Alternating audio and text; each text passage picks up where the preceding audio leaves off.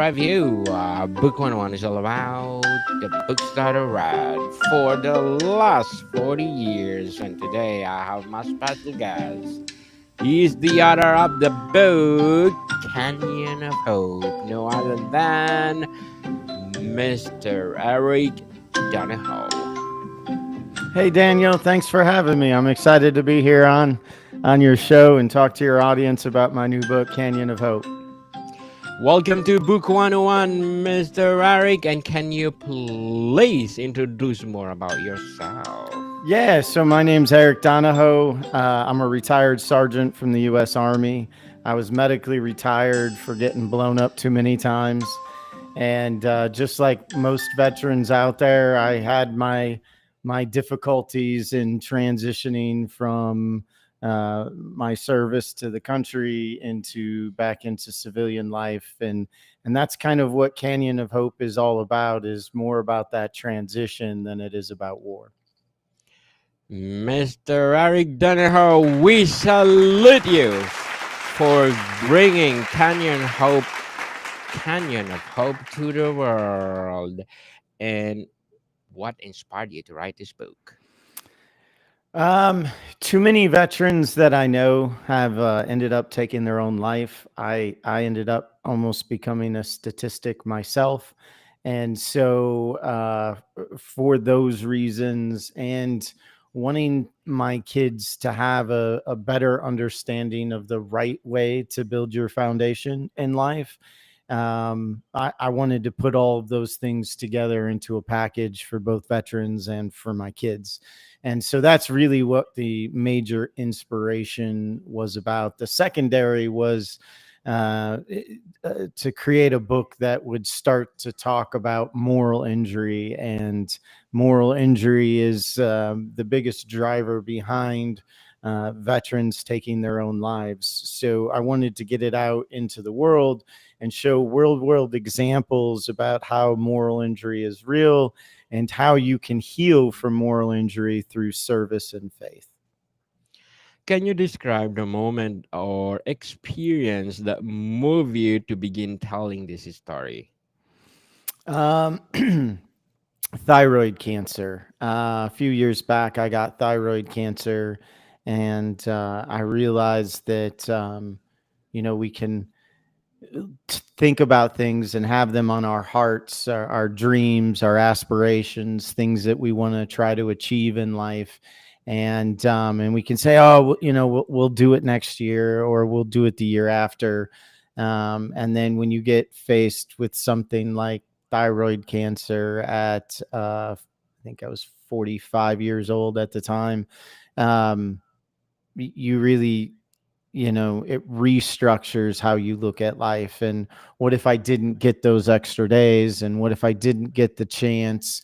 And so that was kind of the motivation behind, all right, once I get through this, it's about making sure that all of these things that God put on my heart, I start knocking them out one by one so that the world gets to hear this story, and my kids get to see that no matter how often life swings at you, you still get up and continue to move forward. Very well said, Mr. Eric. Beautifully articulated. What do you hope? What do you hope readers take away from the metaphor of a canyon on the path of healing?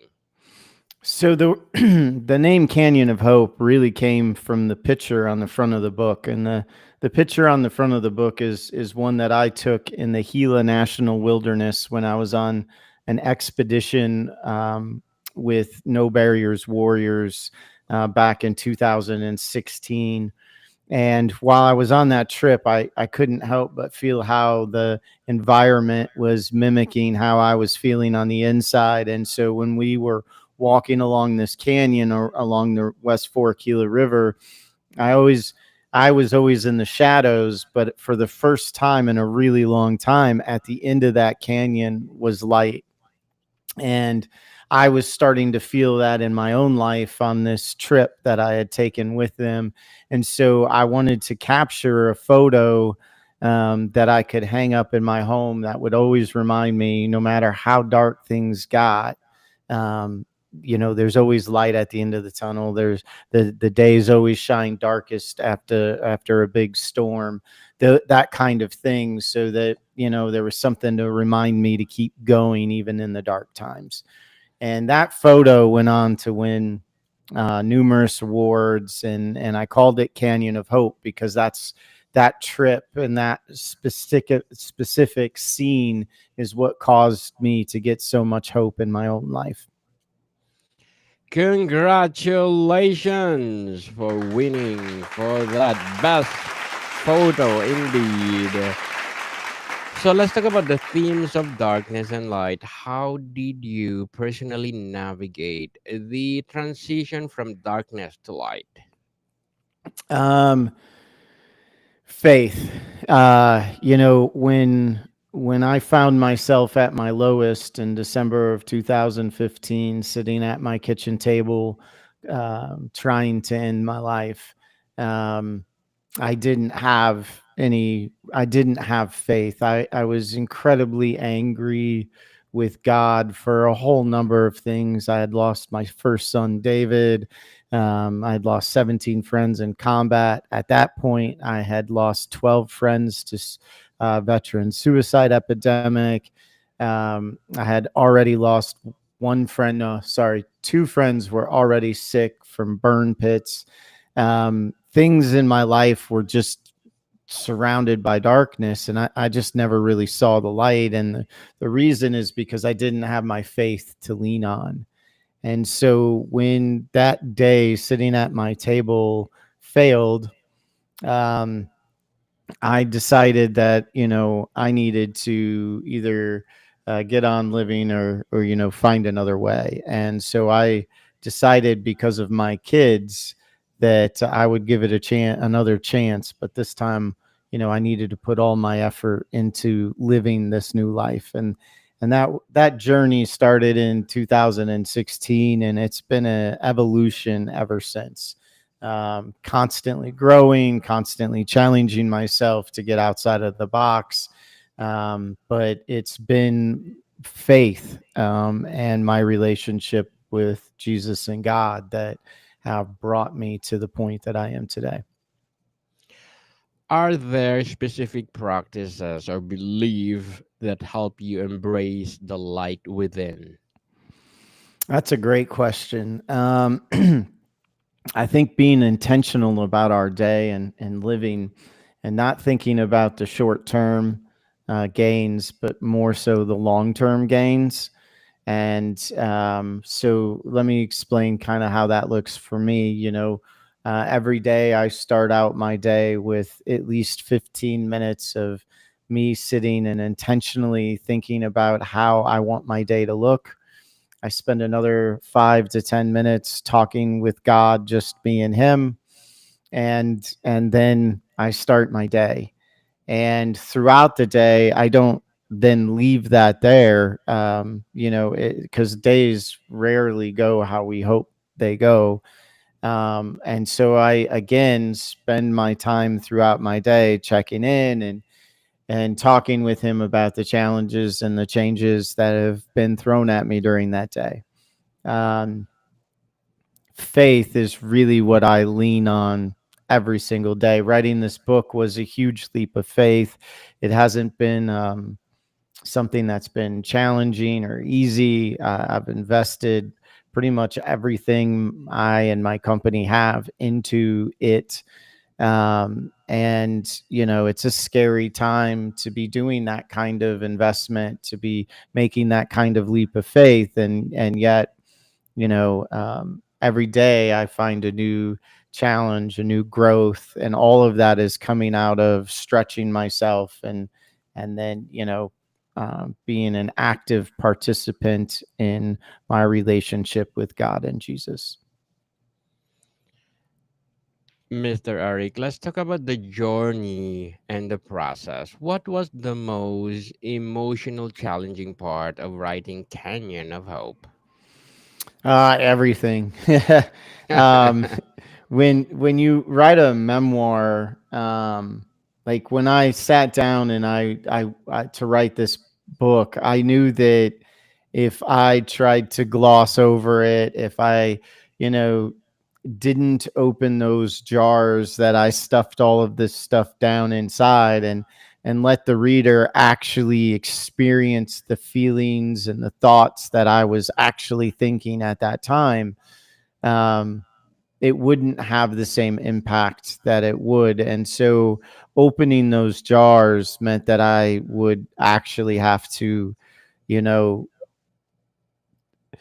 write it and be able to say goodbye and leave it behind. So it was difficult, but also, very cathartic about being able to download all the stuff you don't need anymore, and all the stuff that is important for that growth, and those lessons are in the book. So it's time for a fresh start. Think about your computer that spins and spins because you've got it overloaded and too much stuff stored on it. And so all of a sudden you're like, you know what? I've got it all backed up.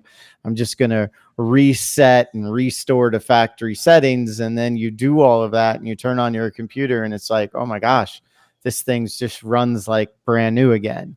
That's kind of how the end result was of the process. Were there parts of your story hesitated to share?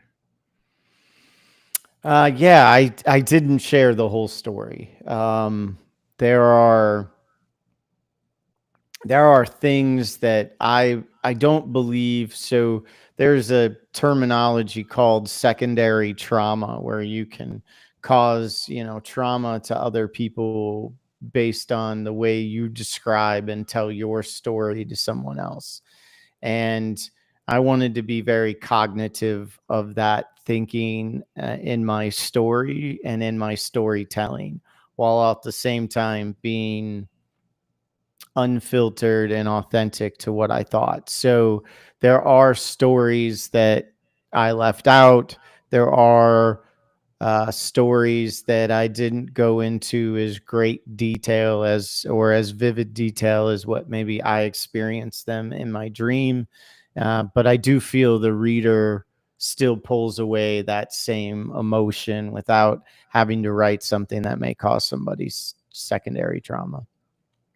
Mr. Addick, did you learn anything new about yourself while revisiting these moments? Um, I learned a renewed confidence in who I am and what I'm capable of achieving when I focus on the task.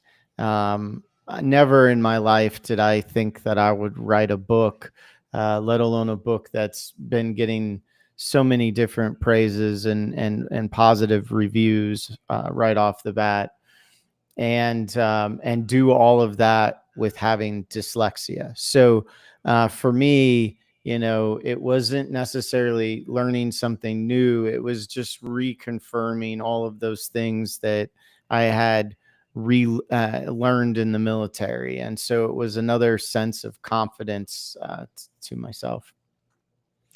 Let's talk about the connection with the reader. How have readers responded to your story so far?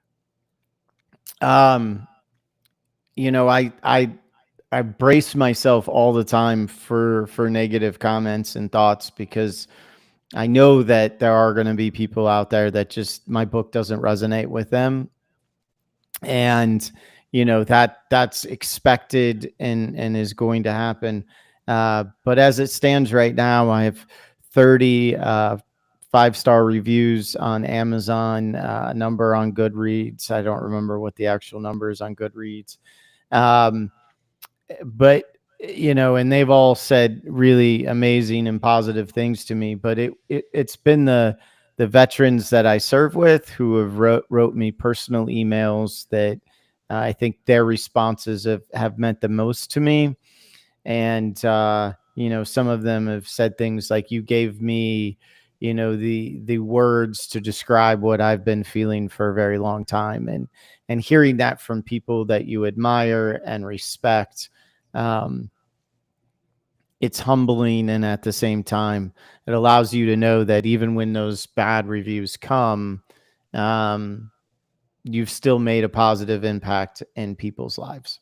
And so it's been very, very humbling, and I'm still trying to get used to the emails coming in, and the amazing comments and stories that individuals share with me, because I opened up and shared my story with them.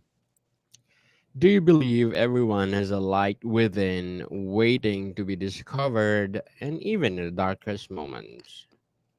Absolutely. None of us are beyond redeemable, and all of us, are born with a soul, and that soul within us is that light that acts as a lighthouse for us and for others. And sometimes, those windows on that lighthouse, they just get so dirty and clogged up with all the muck of the world that it takes somebody else coming in and helping them clean off those windows to get that light to shine back out into the world. So yes, absolutely, I do believe that everyone has that light, and I do believe everyone has a responsibility to shine that light into this world as well.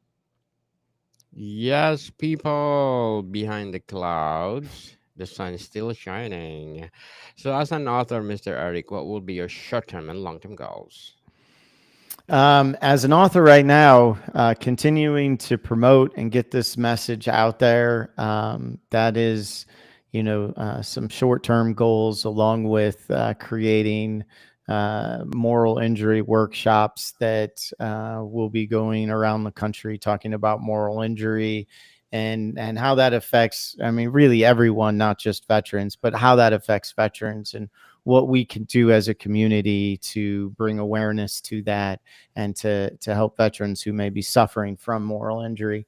Long term goals, you know, I'd love to see this book turned into a movie, um, but most importantly, um, I hope to be able to continue to use this book in a way that facilitates a hand up to those who need it most. Yes, indeed, people, and good luck to your goals, Mr. Eric. And what would be your advice for those people out there losing hope? Never lose hope. I know that when the darkness comes and you are fixated on all the things that are going wrong, because they do often in life go wrong. And when one thing goes wrong, it can be a cascading effect that then ends up, affecting everything downstream. So, number one, I would say to you, step out of your day and do something nice for someone else. I know that sounds crazy. How is that going to help me? How is that going to help me?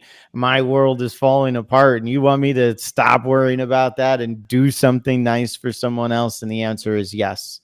Yes, I do. And I want you to do something nice for someone else, like go serve at a food kitchen, go do something that is real, find the time, make the time, and go do it.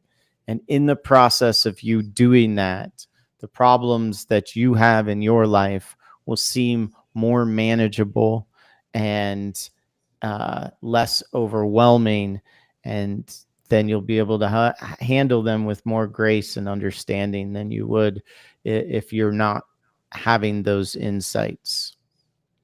Yes, people, God is good. There always hope.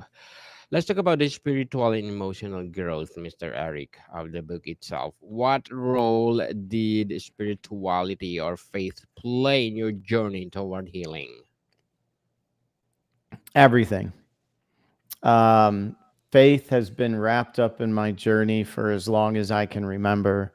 And no matter how hard I tried to run away from God, whether it was in my youth when I was going to Catholic school, or as I got older and I just stopped going to church altogether, faith in God has been an important part of that journey. And It hasn't been until recently, within the last 3 years, that I can actually trace back God's presence in so many crucial moments of my life where I actually thought He abandoned me.